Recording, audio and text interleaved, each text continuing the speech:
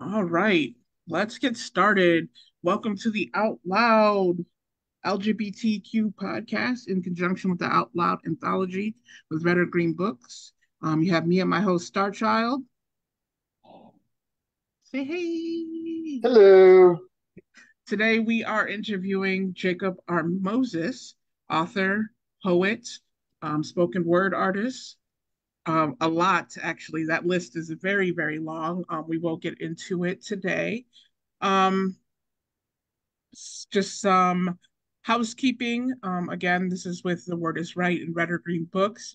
We do ask that you follow us on YouTube and also for this podcast, follow us on Spotify.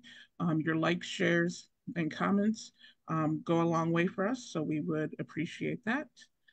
Um, we've got our usuals in the room and some new. How's everyone doing this morning? Or wow, this afternoon?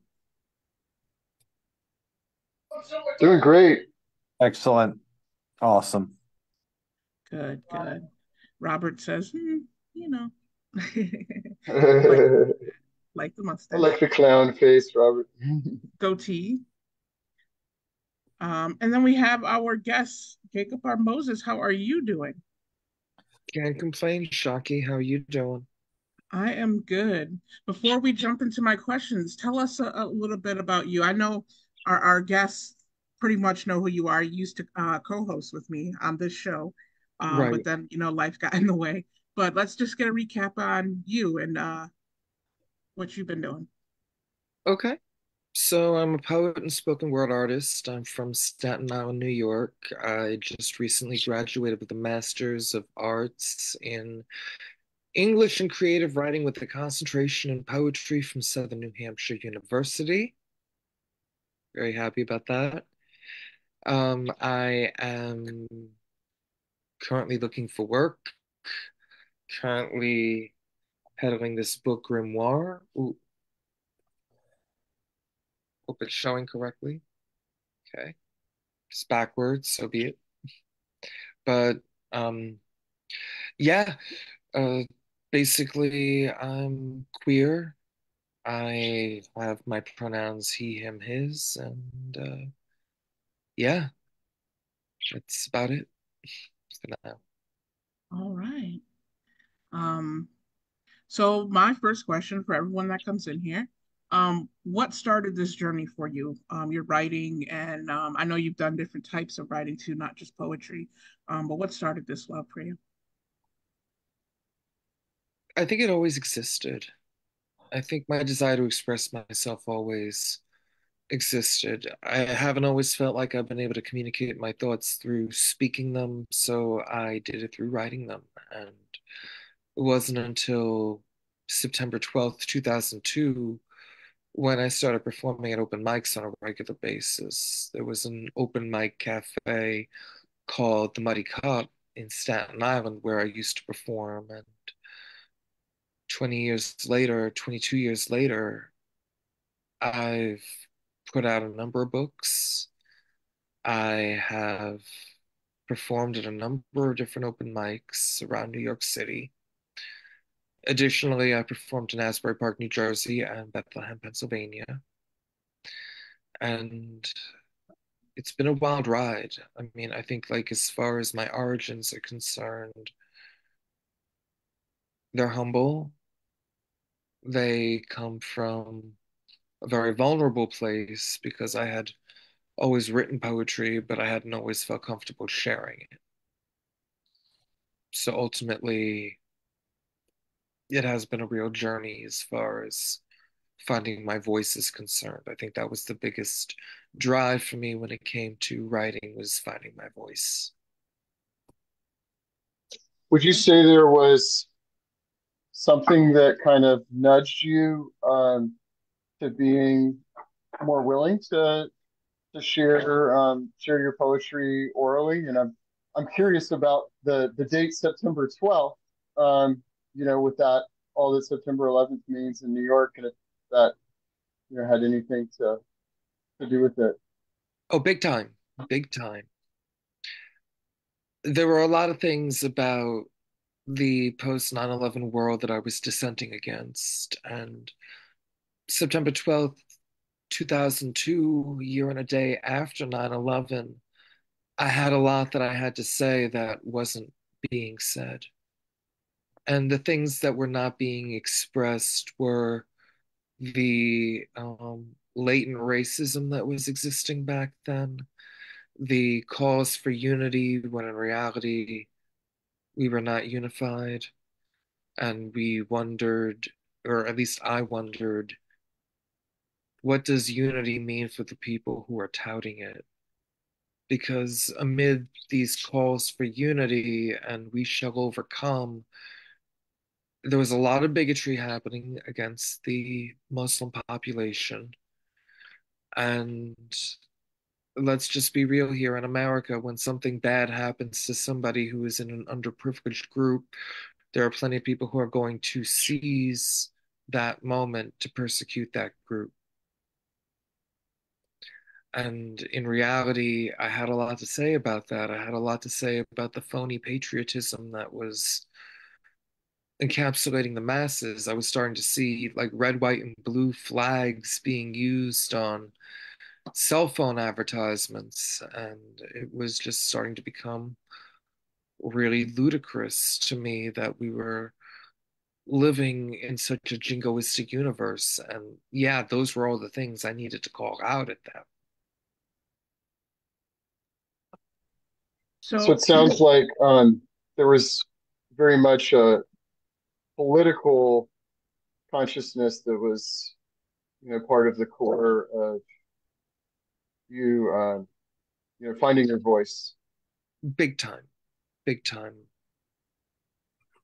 Human rights has always been something I've been passionate about. I went to my first protest rally when I was 18, and then poetry just became my main modality when it came to protest. you said you recently got your MFA. Congratulations. Yeah, MA, Um, MA. MA. Oh, I Yeah. got okay, MA. Um, what are your next steps? I know you said you're looking for a job. What does the future look like for you? Currently, I'm looking for work as an instructor or a professor at a college or university. Before I got onto this interview, I was working on a syllabus that would be used for a future poetry course.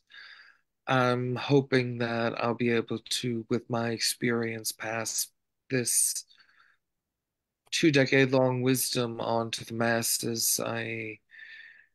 I'm really hoping that I can find something in academia because, you know, being an author can only pay so many bills, and with inflation in New York, that's -1 bills, you Right, know. for sure. So we are familiar with your collection Grimoire. But I know you said you had a movie or a documentary that you're working on with our co-host. Yes, yes. Doug Callow unfortunately could not make it, but he is one of the cinematographers behind the documentary Grimoire Genesis of Jacob. And this is going to be a documentary that talks extensively about my beginnings in the poetry community, books that I've put out, and just origin stories on how I started in the New York City community and then expanded. I talk about how I started at the Muddy Cup in Staten Island, and then I go into what being a New York City poet has been about. And there's going to be footage that loosely documents the poetry scene in New York City. So it'll be an educational experience as well as a documentary on my life as a poet. And I should also mention that the director is a good friend of mine named Lou Alzamora. He's a bassist and he's a filmmaker and a writer. And it's amazing to me that he wanted to take this on. We had talked about taking on a project since, I want to say 2014. And 10 years later, here we are with this documentary. And, you know, I'm more than happy to help fulfill this dream that we both had to work together. And Doug is a very good friend of mine, so we definitely knew that with his cinematography experience and editing experience, we wanted to have him on board. And he and I go back almost as long as I've been a poet. I've been in the game for 22 years. He's on his 20th year as a poet this year, so we go way back. He's my boy. I love him. Yes, yes.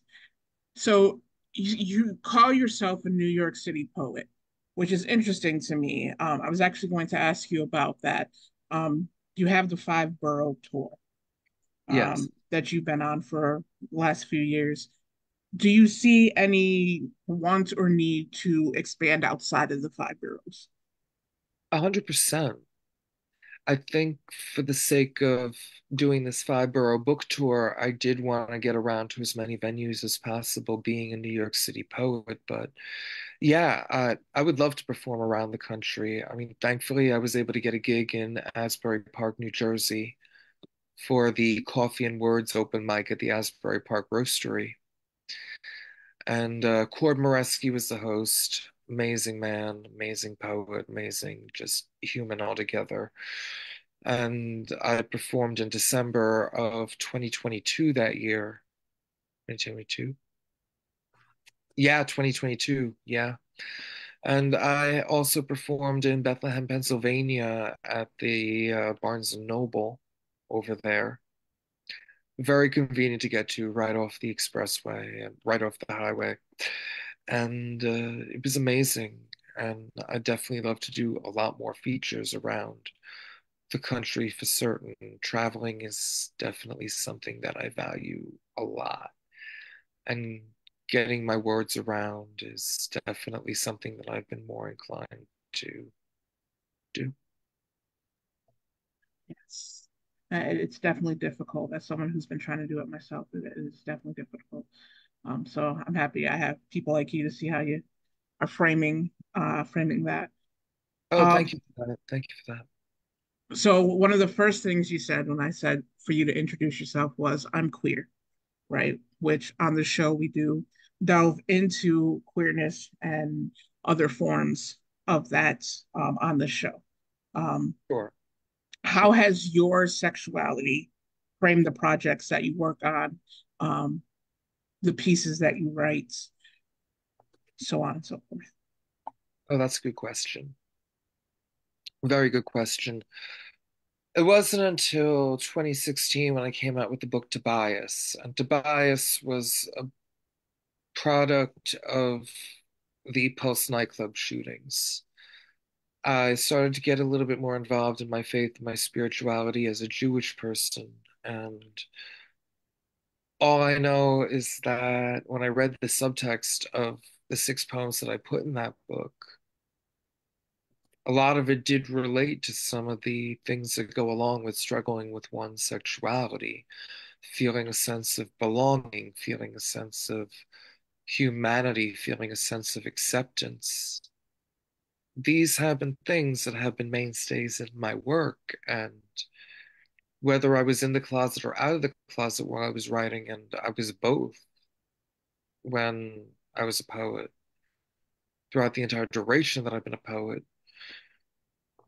it's been liberating to be able to relay certain messages that come along with being queer and certain experiences that come along with being queer and insights on different elements of life and different elements of society. Poetry has always been the liberating element of that.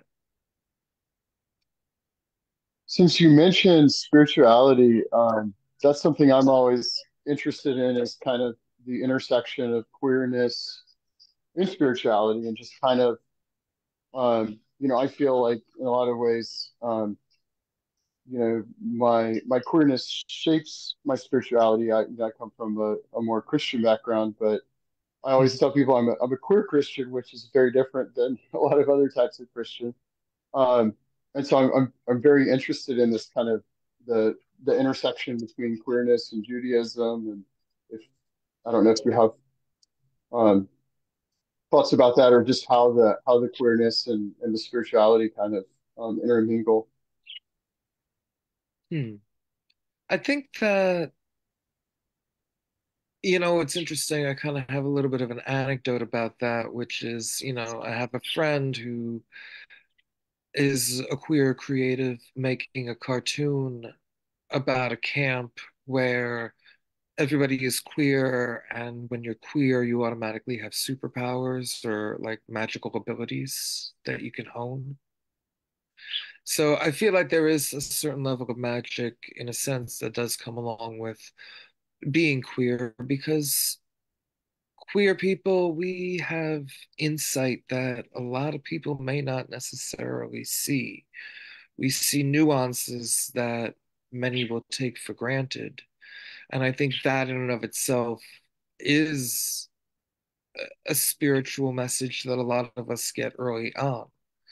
We understand the need to have compassion for other people because we don't always feel like we're in places where we get that compassion. We don't always feel that sense of safety. And so I think spirituality has oftentimes in the queer community been something that has sustained us. It has kept us going. It has allowed us to really own our power in a world that oftentimes does not value us.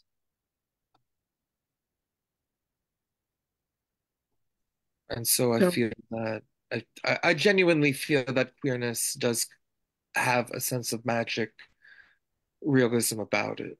I think it's generally where I come from with that.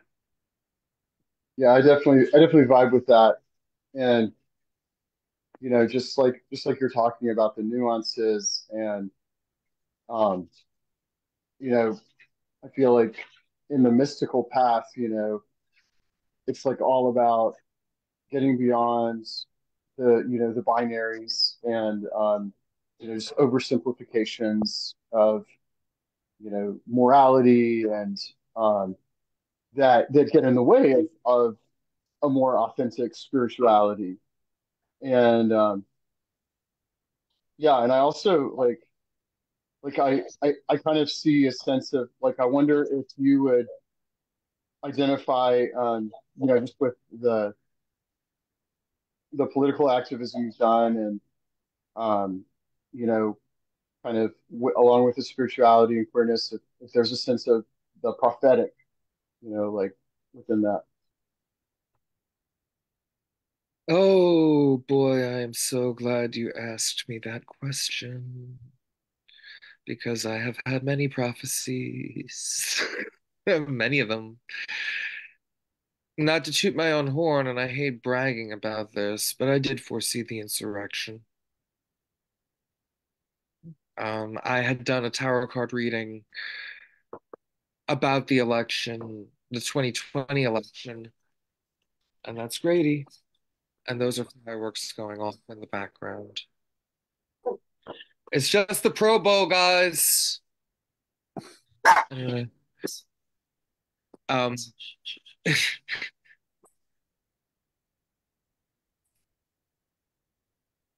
oh wait, shut up. if it helps, we can't hear it. Yeah, we hear we yeah we I hear fireworks in the background, and I'm just thinking to myself, okay. So yeah, I had done a tarot card reading online on Facebook Live, and I had seen the tower, and the tower is like the doom and gloom card of the deck, and all I know is I just had this prophecy that there was going to be something really bad that was going to happen, regardless of whoever got elected. And low key, I was predicting Biden, but I didn't like say who I was predicting. I just said some bad goof is gonna go down. And so I've had prophecies like that. I've also had a prophecy where I was walking down my neighborhood and it looked like it was an execution march. The only difference is that they weren't carrying a noose, they were carrying a big slinky. And I'm like looking at this and I'm like, okay, close enough. I do have prophecies like that, and I don't know if I attribute that to my queerness by any means, but at the same time, I am that attuned to things. I am that attuned to moods. I am that attuned to vibes in which it seems as if I'm getting the spoilers for the news. You know what I'm saying? That's what psychicness feels like to me. Like I'm getting news spoilers. Yeah, well, so that makes me really curious about, I don't know, your thoughts about just what, I don't know, what the hell is coming next, you know? Like, I'm just, yeah, I feel like every year, like I'm like, oh my God, it's only gonna get worse, you know? But I'm hoping that Yeah, it's going to get I've better been after it gets thinking worse or that. something. I've been thinking that. I mean, I've been kind of quiet on that front because there's just too much to comment on, and I've just been like low on bandwidth beyond all flippin' belief, you know? So, as far as this is concerned, I mean, we're basically just waiting to see what's gonna happen. I mean, it seems almost as if it's just like a race to the grave. It just seems. It's just sad to me. It's just absolutely sad to me. I mean, putting other issues aside, I'm very fearful of another Trump presidency. Very fearful of it. And it just makes me wonder how so many people can be so adherent to their spirituality and yet at the same time excuse so much that is antithetical to their values. I think when it comes to spirituality, that's the thing I'm grappling the most when it comes to, social issues. How can people excuse this? So, with both questions, you kind of got into how your writing is very liberating. Your spirituality allows you to be liberated, Right. um, and to, be on a higher um, Plain, we'll say. plane, yeah, just so to speak. Um, I notice you have mentioned that you use a pseudonym for your writing. Are all of your writings under that pseudonym? There are many writings that are going to be found under my real name, Jack M. Friedman. Friedman What spelled Freedman. what was the reason for the pseudonym? Was that due to your queerness, or what was? It was due to me needing to take on a different identity after going through detox. I had actually deleted a Facebook account with my real name after 12 years of using it, and I just thought to myself, you know what? I gotta clean house because there were a lot of things that I said that were kind of crazy, and I was probably really inebriated when I said them. So I just wanted to get rid of that. And long story short, this April I will be 5 years clean from Xanax, which I Congrats, have done. congrats. And that it was a product of that. It was a product of my clean time that I had wanted to go by a pseudonym. I had wanted to go by a pseudonym for some time, and Jacob Moses was one that kind of came up for me numerous times because that's my Hebrew name. When I wound up publishing three chapbooks under the name Jacob Moses, I saw there was another author with that name, and so I adopted the R, which stands for Reuben, and Reuben is my father's Hebrew name. His real name was Reginald Friedman. And so I decided to throw the R in there to honor my father. Being Jewish, we are very firm believers of honoring our ancestry. So I decided to take on that pseudonym, part of my pseudonym there. Well, I do have more questions for you, but we're going to get a little bit more on the light side. Before we do that, I did want you, we spoke about you featuring your work. Um, are you okay with giving us maybe like 10 minutes worth of a feature or I'm just reading a totally few with it. pieces? Yeah, I can do that. I All can right. definitely do that. The floor is yours. Thank you. Well, I'll do something from Grimoire. It is one of the pieces in here that is queer themed. I think I may have touched upon it in other poems, but this is the most explicit one when it comes to the theme of homosexuality, and this is called Kings of the Castle.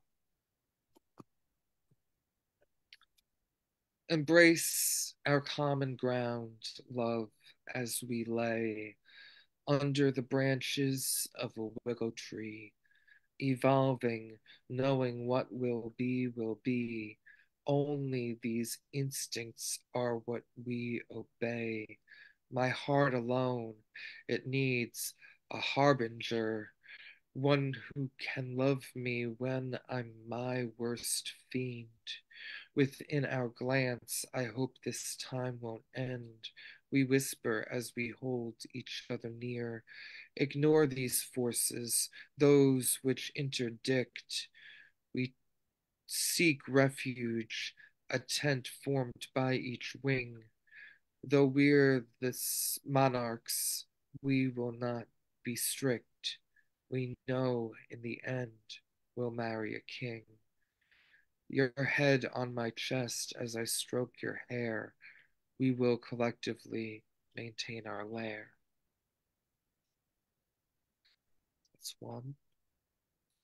Next one I'm going to do is one that does touch upon the addiction thing that I mentioned before, and this is called The Percussion of Xanax.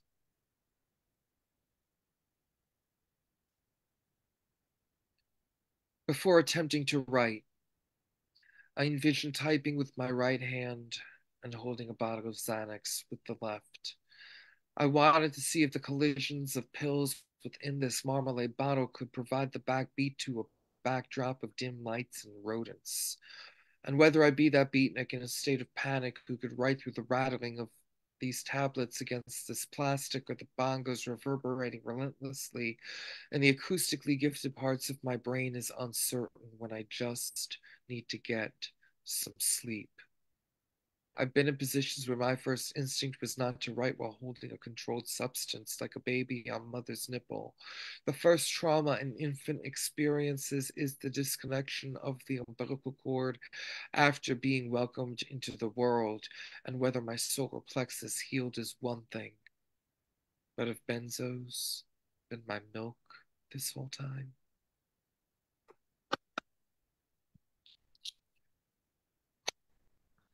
I'm going to do two more to be short.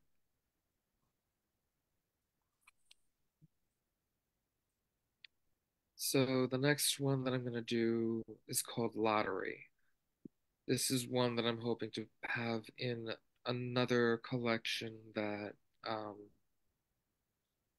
I'm currently workshopping with publishers called Answer Key. My mental health is a lottery. Stability is a daily game of chance. Unknown as to whether this bingo cage will release my exhausted survival skills or my self destructive behavior.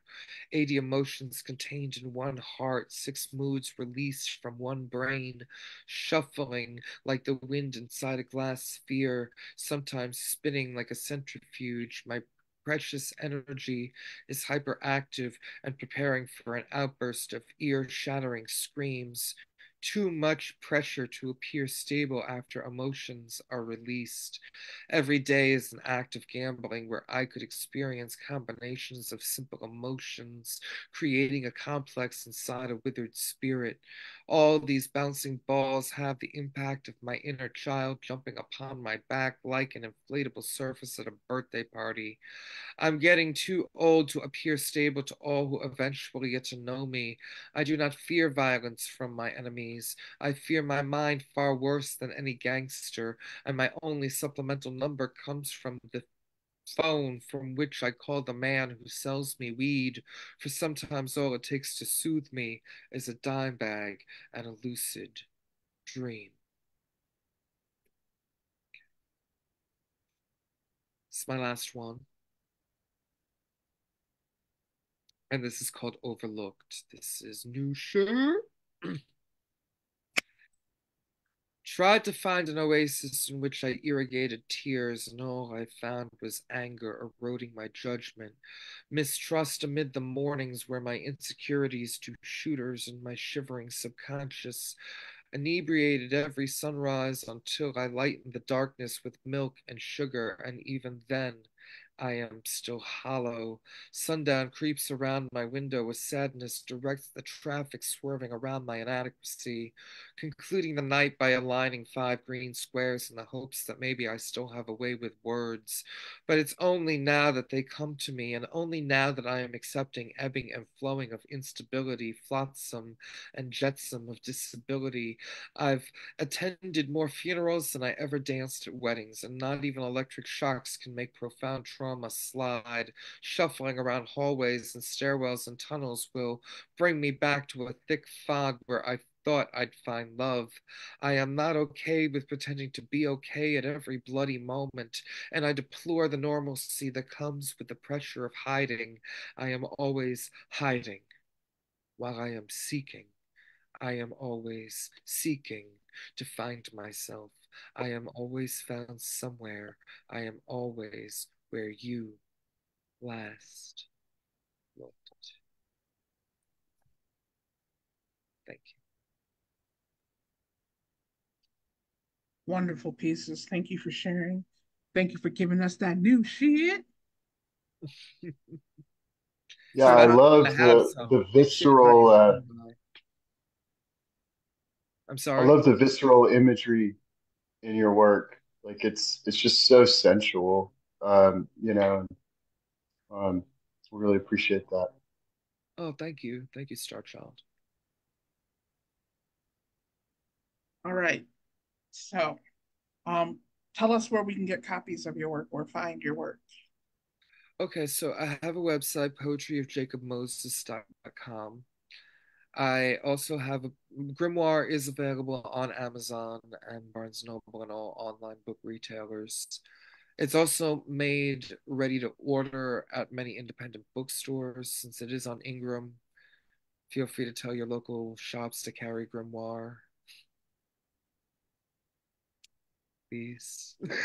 Nice, nice. All right. So we just gonna have a little bit of fun. Okay, I like fun. So you're stranded on an island. You're not allowed to have a boat. You can't say a boat or anything like that because that's just obvious. Got food and water. What Right. are three things you need on that island to survive? Music, definitely music is the big one. I mean, look, if I could have like, I don't know, if I could have like a three-piece band, that would probably be the thing that I would bring.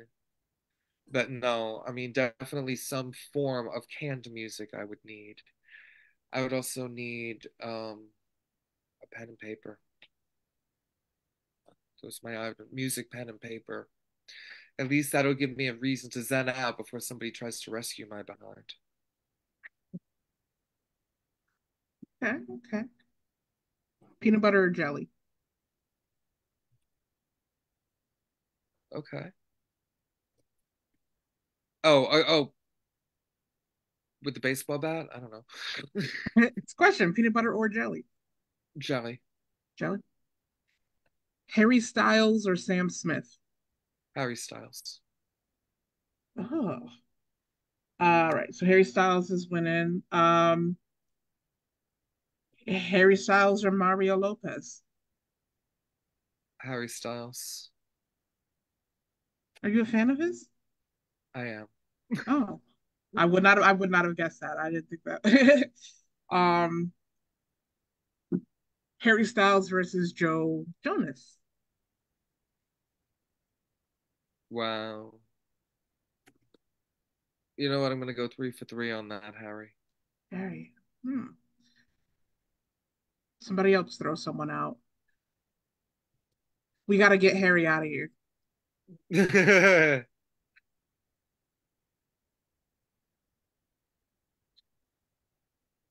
Trying to think of attractive men as a lesbian. This is a little bit hard. Um, hmm. Harry Styles or Idris Elba? Wow. I have two men, Alec Baldwin Uh-huh. or Zac Efron. Zach. So the reason why I picked they were a hairy man, older, and a smooth man, younger. Sure. That's funny. I would pick Alec Baldwin. um, wow. What is something we did not ask you about that you wish we had asked you about? Hmm. Well, I mean, one thing that I'll talk about, which I don't really talk about that openly, is along with being a queer, there's also the fact that I'm a queer parent. I have an adult son. He's going to be 21 this year. So that I'm happy about. And he's also a creative, which really does make a big difference in my life. I mean, it really is beautiful that I have a son who is as talented of an artist as he is. And uh, he's been involved with certain projects that I've been involved with. I did put together an anthology called The Revolution, and he has a sketch of Garnet from, well, a more lifelike version of Garnet from Steven Universe in there. I like So, Garnet. I like Garnet. yeah. Steven Universe. I think it's funny. He gets all that show gets so much like glow now because like back in the day, like people didn't like it. Like I got picked on for like in Steven Universe, and like now everyone's like, oh, Steven Universe. Um, yeah, Yeah, I think Owen was into it. I mean, when it came to that whole block on Cartoon Network, I know that he liked Steven Universe, he liked um, Gumball, and then my personal favorite, Regular Show. yes, I love that one too. Regular Show. Whoa. Yeah. Starchild is now comfy. Are you sleeping? Better wake up. I'm awake. Oh. I think sometimes when I hold the phone this way, like it looks like my eyes are closed, but I'm just chilling on my couch. All I right. have another toss up for you. Throw it at me. San Francisco or Provincetown. San Francisco. The Golden Gate Bridge kind of tipped me off as far as that was concerned. So what about if we go international? Um, what would be your favorite international city to visit? Changes so often. It really does. But I mean, at one point it was Amsterdam because, well, it wasn't legal in New York at that point. But Rio was another one. Certain ones are out. I mean, I've been to Jerusalem. I'd like to go back, but I ain't going back no time soon. Oh boy. And Moscow was another one. Yeah, that one's definitely out. Uh, that leaves Paris. I've always wanted to go to Paris. I feel like, Yeah. that's like every poet's dream. It seems like such a cliched thing, but internationally, France is one of the first places where I was published. I've been Ah. published in the UK numerous times, but Paris, I was published in a magazine called Post Blank. And it's no longer in print, but I've been in every single issue under Jack Friedman. And I've had poetry in there, I've had art in there, and probably one of the most notable things that I have is a poem called The Bong That Never Ends, and it's written in the shape of a bong. Hmm. It's a concrete Ooh. poem in the shape of a bong. I've written many concrete poems. I've written them in the shape of a bong, in the shape of a coffee cup, in the shape of a penis. I've done it in a number of different things. The last one has yet to be published, so that's just kind of being kept under wraps until that The, winds up actually getting into print, which the penis one? yeah. Yeah. Nice. Good luck with that. That's something Robert Fleming would do. Robert, you got any leads, bro? I can tell you a list of magazines that have rejected uh, visual images with frontal nudity. So I can tell you all the places you shouldn't submit to. Not to submit to. Well, I Yeah. found one place where I did submit to low key. So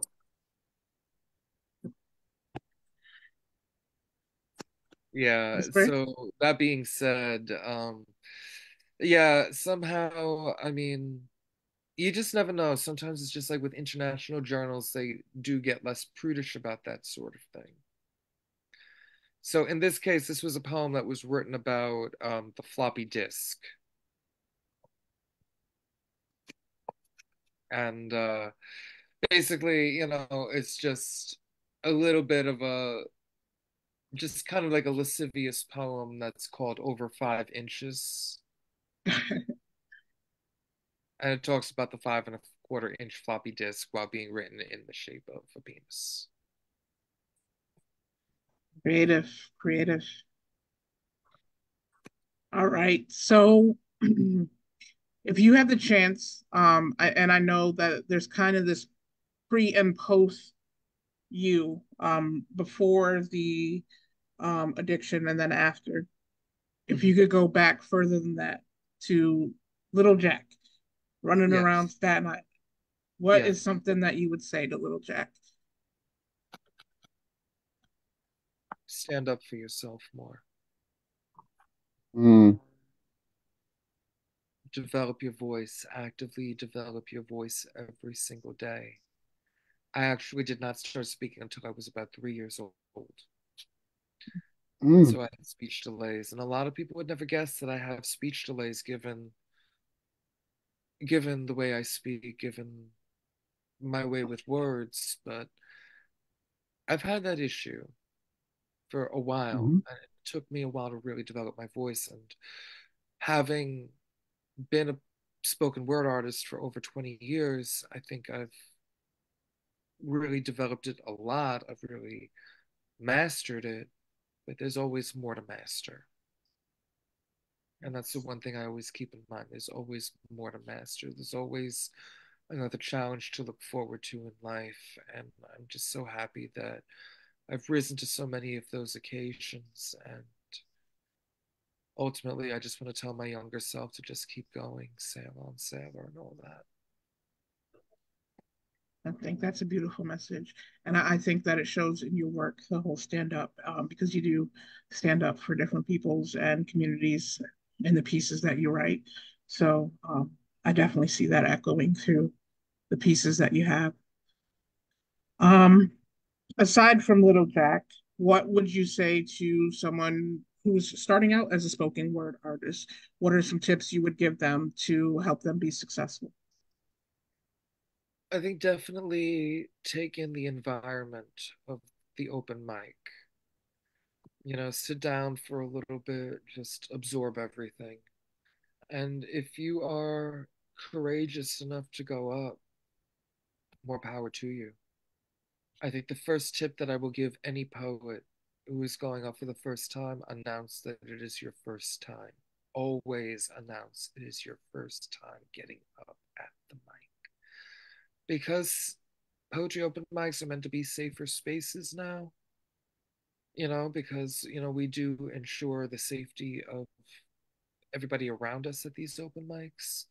We want to make sure that the newcomer is as safe as possible. And having been in the rooms of NA also, you know, there is such an encouragement that comes along with being as hospitable to newcomers and making as good of an impression as possible. And all I know is that I've mentored numerous people.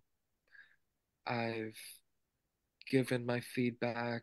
I've not only that, but I've really formed long-lasting bonds, and Doug Calla being one of them, like my OG protege, you know.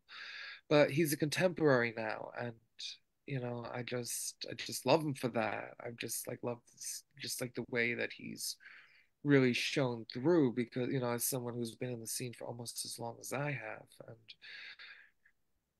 there are so many different ways in which I have seen people grow, and I've encouraged people, and I've seen people just flourish in ways other than poetically.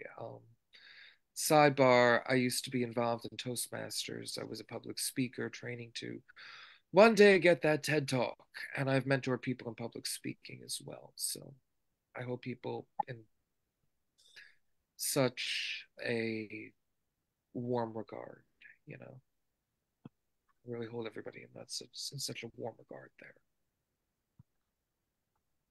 Yes, the TED Talk is on my to-do list, but I need some practice before we get there. um, I used to coach people. So. um, so yeah, Starchild, do you have anything else for Jacob?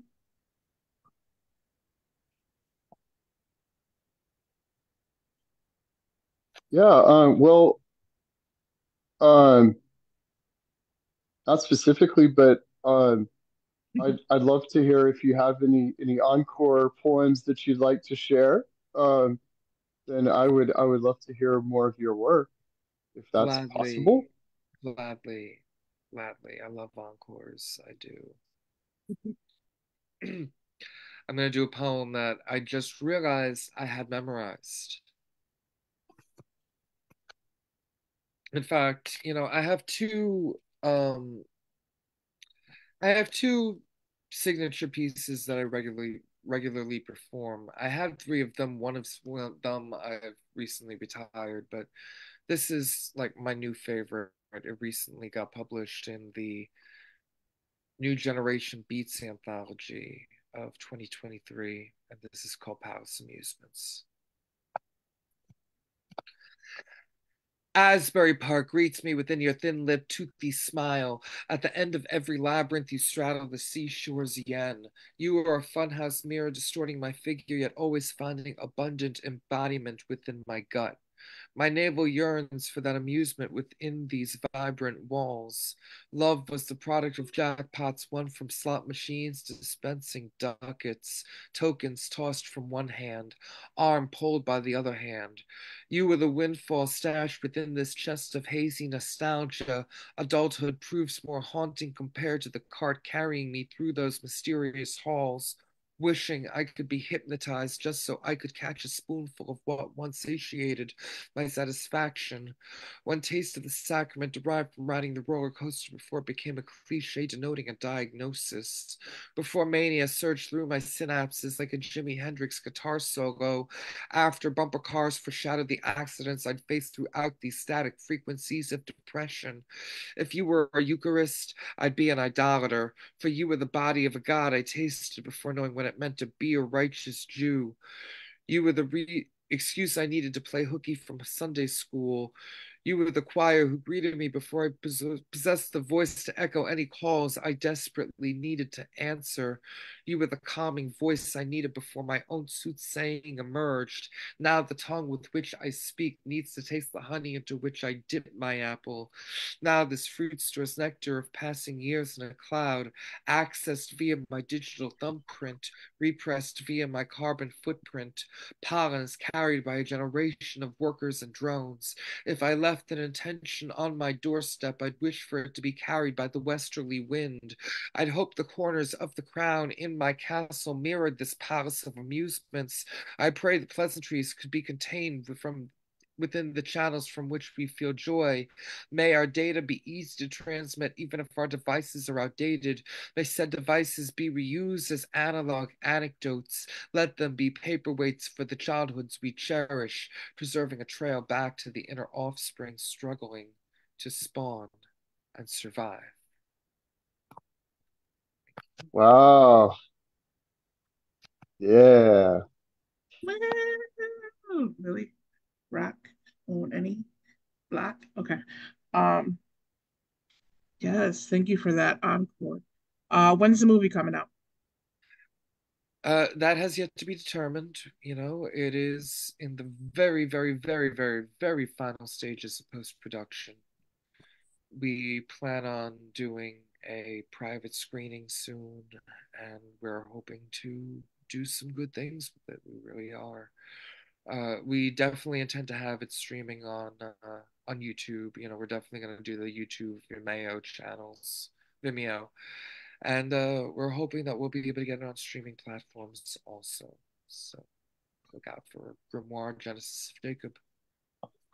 Also, I got to give a special shout out to Tony Langhorn, Kyoko Hashimu, and Michelle M. Antoine, who are all in the documentary as well. Also, another shout out to Douglas G. Calla, who's the chief cinematographer, and Lou Alzamora, the director. Also, got to give a shout out to Carissa Pignatelli, who is the narrator of this documentary. Yeah, we got a narrator and we got a green screen. We fancy like that. Fancy schmancy. Hells All yeah. right. Well, we are coming to the end of our hour. Jacob, it is a pleasure to have had you on. Come back and talk about what you got going on. I wish the best for you. I hope everyone listening that you go on Amazon and get a copy of Grimoire so that we can support the poet. Let's support poets, right? While we're still living. While they're still, that's ain't that a line? Yeah, He said he don't want to be fantastic. he don't want to be Poe, all right, as in Edgar Allan, all right. Right. Mm, And Jacob is also in our Out Loud anthology under his pseudonym, uh, Jacob R. Moses. So please go to Red or Green Books and get your copy of the Out Loud anthology, highlighting different queer poets in the community as well. And we will continue to highlight queer poets here on the Out Loud podcast. Myself, Douglas Kayla, and Starchild. Da-da-da. So, like I said, like, follow, share on all different media platforms, especially on Spotify. It's not monetized. I know it seems like it is because I keep saying go do it, but as of right now, it's not monetized. So, just go like, follow, share, even if you don't listen to the whole thing. Listen to Jacob's feature. It was amazing. What can I say? And it's free. Okay, get it while it's free because he's gonna be worth money someday. We all are. Okay. yeah, Facts. Facts. yeah. Thank you So so much, Jacob. Yes, I'm gonna end the recording. thank you so much.